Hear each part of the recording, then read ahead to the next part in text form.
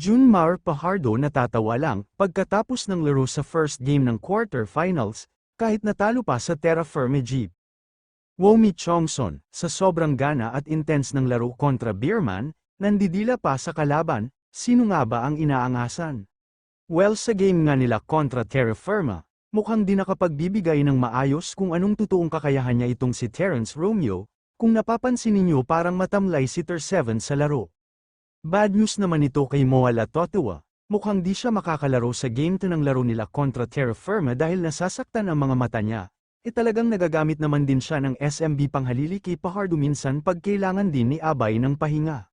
Si Womi Chongson naman at Stephen Holt, makikita natin ang chemistry nilang dalawa. Si Chongson magaling bumuhat mula sa perimeter shot lalo na kapag mag-init ang mga kamay nito. Holt naman pagtitsagaan mo din na babantayan kasi magaling din naman na player at di rin mayabang, meron pa malaking bigman na pantapat kay Fajardo na si Isaac Go na marunong dumipinsa at may tira pa sa labas kung mamalasin nga at suswertihin ang Terra Firma maging kasaysayan sa PBA ito kung mangyari.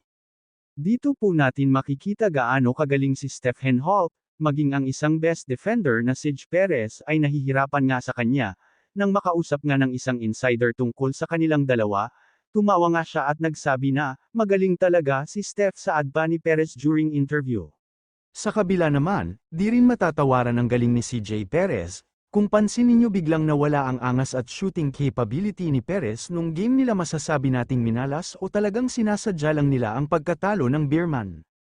Si Junmar Fajardo naman, parang nawawala din ng konting angas sa ballgame, hindi niya hinigpitan masyado ang depensa mula sa shaded area. Hindi ito ang Junmar na nakikita natin noong finals last conference.